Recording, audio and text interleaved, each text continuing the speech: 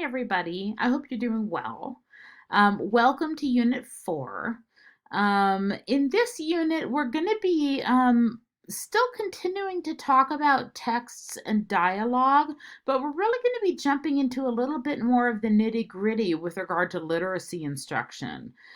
So this nitty-gritty includes really four components. So in week 7, we're going to start by really delving into multilingualism.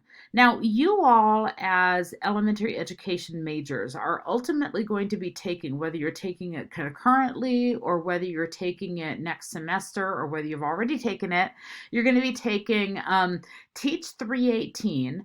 Or if you're a bilingual major, you're already involved in learning about multilingualism. And the same thing if you're an ESL major. But for those of you who aren't ESL or bilingual, you're going to be eventually taking 318. Those courses really focus on languages such as Spanish or Korean or what have you, right? What often doesn't get recognized as an actual language with norms and rules and a history behind it is African American language. That's also known as Ebonics.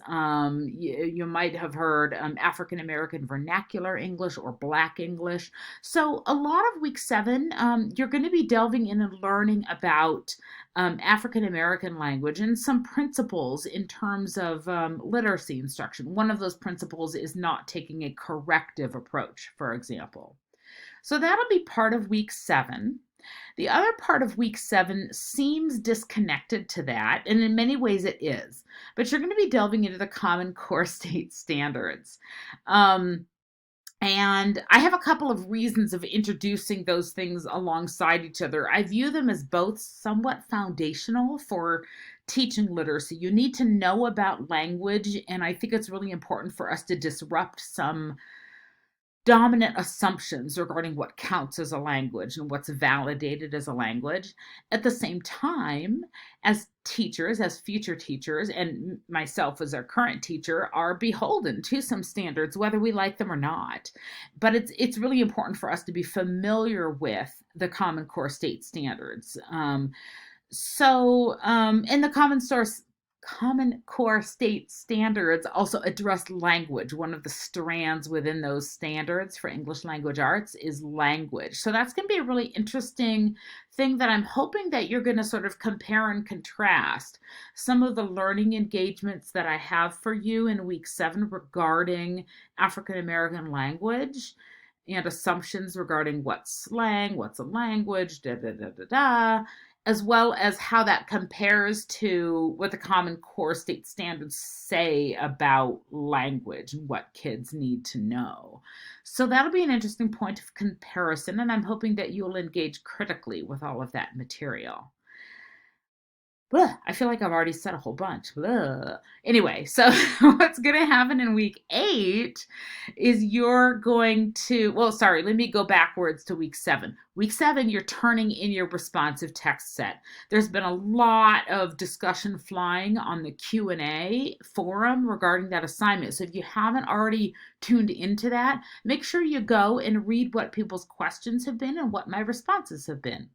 You're going to turn your assignment in kind of twice. I apologize for that, but you're going to turn it in as a link to your website in the assignment itself. But I'm also going to have you share a link and what your theme is in a forum that's set up for that purpose. And you're going to see that under the taking care of business for Unit 4. And that way, all of us leaving this class this semester are going to have more than just the text sets we put together, but other text sets with other themes that we might be able to use in the future. So it really just becomes a resource for us. I'm not going to make you go in and comment on them. I just want them to be there for us to use in the future. Because if anything, a course like this at some point should be giving us some kinds of actual real tools that we can use. So that's the rest of Unit 7. Week 7. Week 8 in Unit 4 I can't even believe we're like approaching midterm, but yeah, that sort of happens.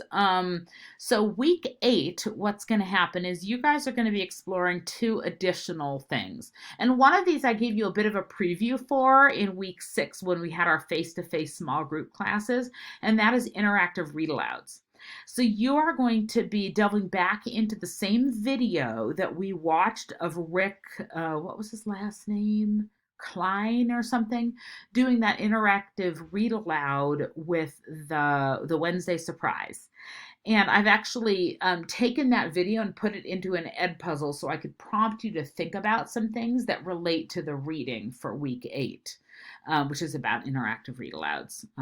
The reading for week 8, dawns on me I did not even talk about the reading for week 7, but you'll see that anyway. I'm actually a co-author on the week 7 reading. But for week 8, the reading is focusing on interactive read alouds with nonfiction texts. That said, a lot of the principles in terms of planning for the interactive read aloud and engaging students in interaction is consistent with fiction texts, such as the Wednesday Surprise that Rick Klein reads with his 5th graders. So you're going to be going back in and doing a little bit more in-depth analysis of that video. After that, you're going to take a look at academic language. I've given you some engagements that I hope is going to give you just a basic introduction to what academic language is. And then you're going to be using those resources to analyze a written lesson plan of Rick Klein's interactive read aloud.